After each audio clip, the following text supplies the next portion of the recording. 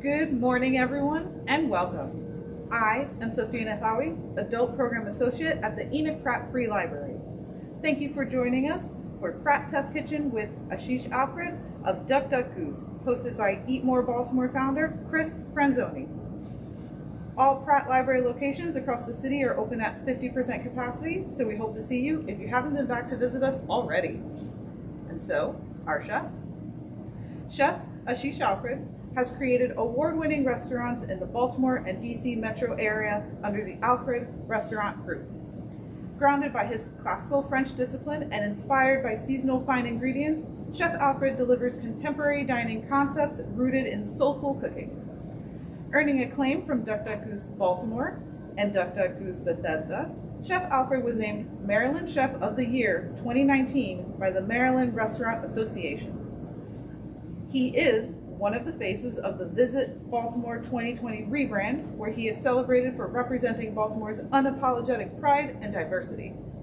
In 2021, Chef Alfred was named Chef Advocate of the Year by Baltimore Magazine for his efforts to fight for his peers, making a plea to customers to order directly from restaurants instead of using mobile delivery apps. And so, without further ado, please give a warm virtual welcome to Chef Ashish Alfred and Chris Franzoni. Thank you. Thank you everyone for joining us on the second episode of the Pratt Test Kitchen. Chef, thank you so much for joining. You're a little busy recently. Thank you for having me. Thank you for that lovely introduction. I appreciate it. So you opened a new restaurant last night. I did. In DC. We did our first friends and family opening last night. How'd that go? It was good. I mean, you expect for everything to go wrong, and you invite people that only really care about you, so they don't go on Yelp and slay you. We literally set a waiter on fire last night, so we will readdress the candle situation tonight. But yeah, never happened to me before. No, that's the first time? Yeah, check that box. There's a lot of things. You've seen a lot of stuff, but never setting a waiter on fire. Never set a waiter on fire. What's it been like opening? You've been working on this restaurant in DC for a long time. What's it been like opening a restaurant in the pandemic? This one in specific, this has been a year in the making. I've built a couple now, and nothing's ever taken me longer than 6 or 7 months. This one has been a year in the making. So, the pandemic, I think, has made everything hard, but supply chain issues were a real thing for us. We couldn't get kitchen equipment. They couldn't get raw materials to build our kitchen equipment. It's taken a while. A little bit of patience. A lot of patience. a lot of patience. Yeah, and I think you've spoken about that too, and that it takes a lot of patience on your end to build out a restaurant in this time, and also you need a little bit of patience from the customers who are coming in, and I think that's pretty important right now. Yeah, for sure. Now more than ever. Yeah. Before, you could pretty much get anything you wanted within 3-4 weeks. Now the same stuff, you're looking at 12 weeks. If I want, not saying that I'm not happy with any part of that restaurant, but were the chairs my first choice? No. Right. I'm still waiting on some artwork. You were there last night. There was a couple gaps in the walls. We're still waiting on some artwork to land. We paid for it. It just hasn't landed yet. So, no, a little bit of patience for sure. And some places you won't see as much on the menu as you might have seen at one point because it's just hard to get stuff, or you can get it, but it comes at a god-awful price. Right.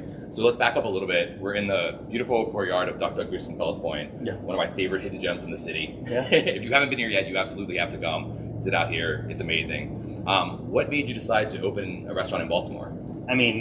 You've been here. I'm going to assume some of the viewers have been here, but just step out front.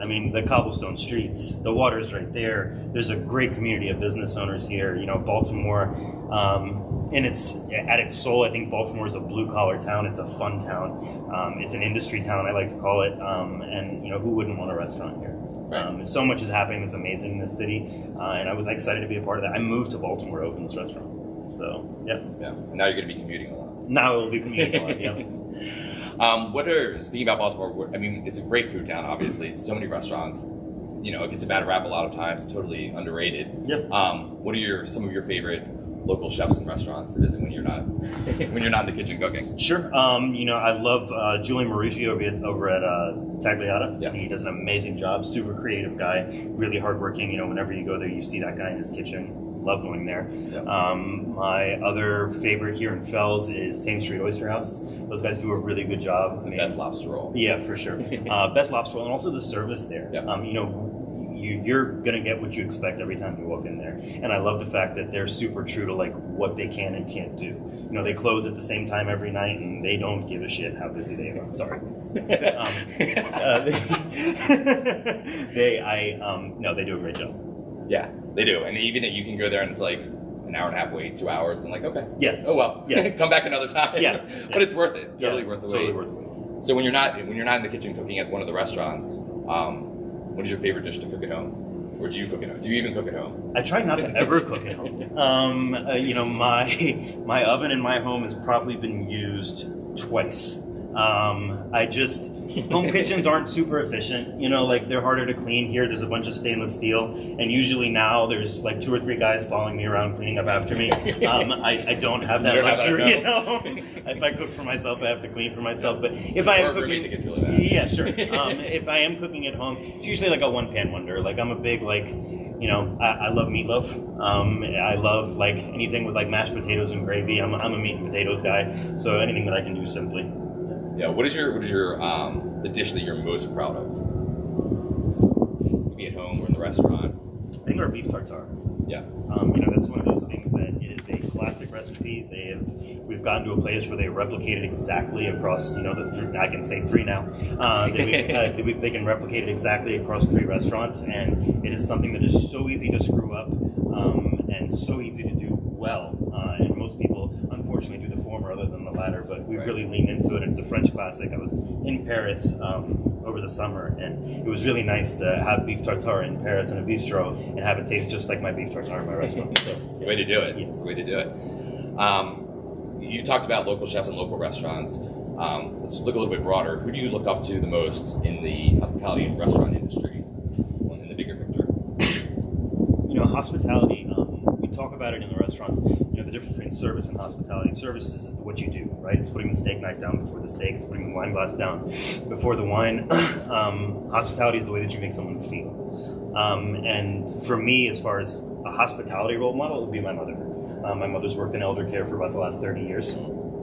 And I, as a young boy, worked with her. And I learned that feeling of hospitality, how to make somebody feel taken care of and loved. And not just the people that come in and dine with you, not just your clients, but also the people that are working with you and how important that relationship is. So I would say as far as hospitality goes, it would definitely be my mother. And industry,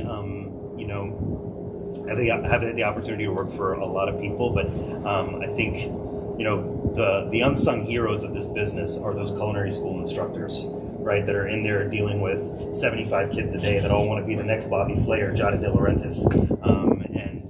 Those guys are, put a lot of cooks where they are today. Yeah. That provides a good transition. Even before the pandemic and throughout, you've been a huge advocate for restaurants, the restaurant industry, and the workers and everyone who's involved. And you've spoken before about changing the culture that's in restaurants and the importance of that. Can you speak a little bit more about that? I came up in the restaurant culture where it was, a very violent, toxic culture. And it worked for me because my childhood was pretty similar, but it doesn't have to be that way. And I think that it pushed a lot of really great people out, and it killed a lot of really great people in this business. So for me, I don't want to come to work that way every day. And I'm a sober person, and that's just not a good space for me to live in. So I don't want the people that work with me to live in that space. And then as far as being an advocate for people that work in this industry, I think that restaurant industry people get portrayed as people that live on the fringes of society, or people that are paying their way through college, or people that are alcoholics. They're just finding a way to sustain their habit, and that's not true. Restaurant people are people that have mortgages and kids in college and tuitions for private school and car payments and insurance payments. These are real people. And also, to be clear, the restaurant industry is the 2nd or 3rd largest employer in the country. This is not the fringes of society. This is very much society. So I think they deserve a voice and they deserve to be taken seriously. Yeah, absolutely. For those people who are looking to get into the restaurant or who are new chefs and up and coming, what advice would you give them? I guess a lot has changed in the past year, but we say don't do it. Yeah, no. No, I wouldn't say don't do it. I think that, make sure it's something that you want to do, like really want to do. Go wash dishes for a week. Because, I own 3 restaurants now. And I can't tell you how many times I've ended up in the dish pit because the dishwasher didn't show up. And I've had a chef tell me, well, that's not my job, I'm not doing it. Well, unless you're ready to be in there, find something else to do because this business will ask you for everything. Yeah. You've also been very vocal about your struggles with mental health and addiction. And we've had conversations about the importance of creating safe spaces. Yeah. And you go above and beyond to do that for people who are coming to the restaurants, and for the people who work here, and for everyone. What are some of the things that you're doing or looking to do to continue doing that, to keep creating those spaces? Or how are you doing that? Before the pandemic, we had started hosting some sober events, right? So I'm fortunate we have restaurants that are really beautiful, and we try to offer them to people that might be sober curious, just maybe looking for a different night out that doesn't have like the pressure of alcohol or whatever else involved. And we would host events where we just serve 0 proof cocktails. So that's one way in which we create a safe space. Another way that I think we work really hard to create a safe space for our team is we are a dry house.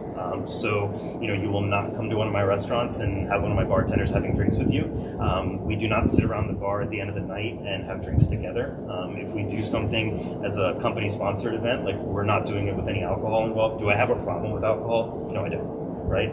These restaurants are built on about 30 or 40% alcohol. So I have no personal vendetta against booze. It's just if I can create a safe space and a sober environment for the people I work with, then I feel like that's just one thing we don't have to worry about anymore. Everybody's on the same kind of playing field. So I think that answers your question. Yeah, absolutely. You were talking a little bit earlier about how you might have to add a chapter now, how the server set himself on fire. But I mean, it's appropriate because we're talking with the Pratt Library. Now we're doing this with the Pratt Library. You're working on a book. I am working on a book. I think you can say that once you're halfway done, and I think we're past the halfway mark, so I can say that now. So yes, I'm working on a book. The title is Just the Tips, Why Everybody Should Work in a Restaurant. I've spent a lifetime working in restaurants and everything from hostess, so not hostess, but host to, I've worked at a coffee shop. I was a doorman. I've done it all. And I believe that each one of those job roles, I've taken something away that has given me some degree of success in my personal life or my professional life. A lot of people are going to come out of this pandemic and, maybe they don't want to work in restaurants anymore. So they have a resume that's got 15 years of restaurant experience. I want people to read this book and say, hey, my 15 years of restaurant experience pretty much qualify me to do any job under the sun. So that answers your question. Maybe I need to come work for you. Yes, please. I don't think I can afford you. After this, you opened last night in DC for the Friends and Family. We're running down there again after this, and there's a fourth restaurant. You're gonna have to say 4 soon. I'm gonna have to say 4 soon. In Federal, No Way Rosé. No Way Rosé. That's underway. Tell us about that. No Way Rosé is French bistro classic food. So we're a little bit more fine dining here at Goose. No Way Rosé, I like to say, is Goose with the hair let down a little bit. So a lot more small plates. We will, obviously, being called No Way Rosé, there will be a huge focus on wine and wine-based cocktails. We will have a 0 proof cocktail program there. You can plan on very boozy brunches, very late nights. So I think No Way is going to be a party. It's going to be fun. Nice. I'm excited because I can now walk to it. I can walk to it, walk home. I don't have to cross the pond to Fells Point. Just a few blocks away. I'll stumble home probably. Great. Do we have any questions? We do. So one of the questions we have is, what made you pick the name Goose? I get this one a lot, actually, and I should probably come up with a better answer because the honest one isn't great. I was literally looking at the menu, and there was duck confit, there was duck confit, and then I had something with foie gras, which was traditionally goose liver. So I was duck goose. So then I called a friend of mine who is the most intelligent person I know, and she said, "Stop calling anybody. The name is Duck Duck Goose. Call your lawyer. So Duck Duck Goose and Cane. Really smart friend. Yes, very smart friend. Very smart friend. As you open more restaurants, do you find the process gets easier the more you do it? Or less easy the more you do it? Either or? I think it gets tougher the more you do it. Because the more you know, the more you know. And the more you know, the higher the standard is that you're held to. So in my first restaurant, I could make a lot of mistakes. By restaurant number 4, the world is less forgiving. And I'm less forgiving of myself, yeah. I've got all that much more experience and knowledge that I bring to the table. And hopefully I'm surrounding myself with each restaurant, I'm surrounding myself with more and more qualified people that are going to hold me to a higher standard as well. Our third question is, well, you touched on this already, Yep. but what's next? Is there a 5th restaurant in the works? Another book that you already have ideas before after this first one? Tell us more you have, cooking in the oven, so to speak. I will answer your question a little bit vaguely. I've done nothing in my life by half measure. I wasn't a drug addict by half measure. I'm not a chef by half measure. I'm not a restaurateur by half measure. So I don't plan on stopping until I'm told to. Those are all the questions we've gotten so far. So, All right. yeah. Do you want to take us on a little Yeah, let's do tour of it. the space? Yeah. Awesome.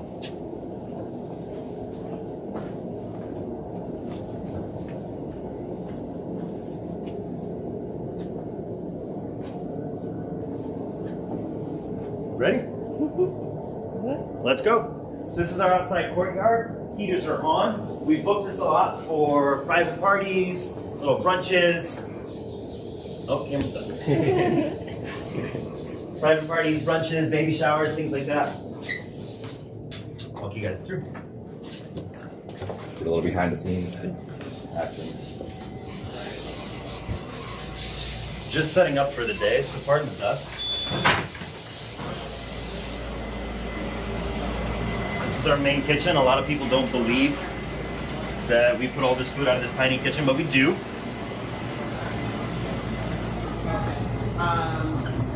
This is our main bar.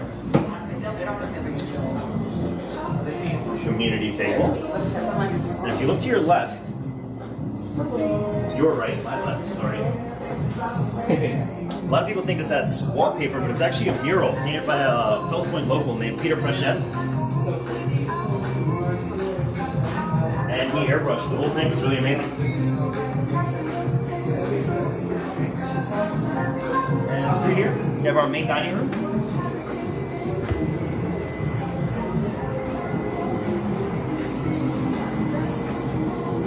And one interesting thing about your restaurant is that you can always see into the kitchen.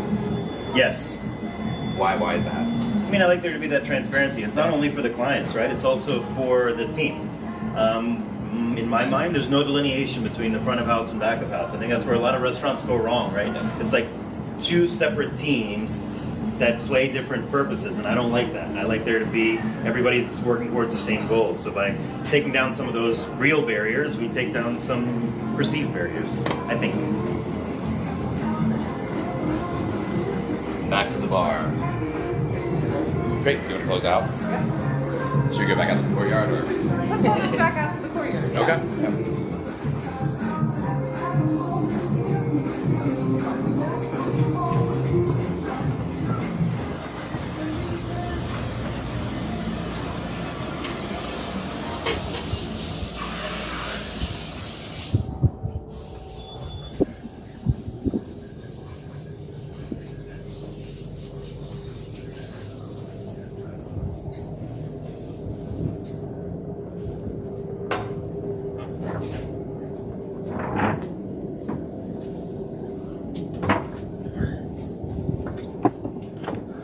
Thank you so much for taking the time. Thank you I for know having you're me. so busy right now. No, but all good. and I'll turn it back over to. Thank you. Thank you, Chris. Thank you, Ashish, for Thank joining you. us this morning. Thank you for giving having us, me. yeah, of course, a little inside scoop into what you're already doing and what you're working on in the future.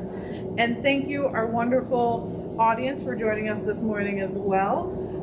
Before we sign off, can you tell us the locations of all of your restaurants so that we can get as many people visiting you as possible? Sure. I won't give you the full address, but we have Duck Duck Goose in Bethesda, Maryland. Duck Goose in Baltimore and Fells Point.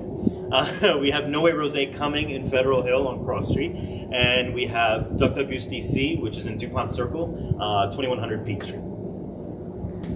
And with that, we're going to sign off for the morning. Thank you everyone again for joining us. Stay safe, take care, and we'll see you on the flip side.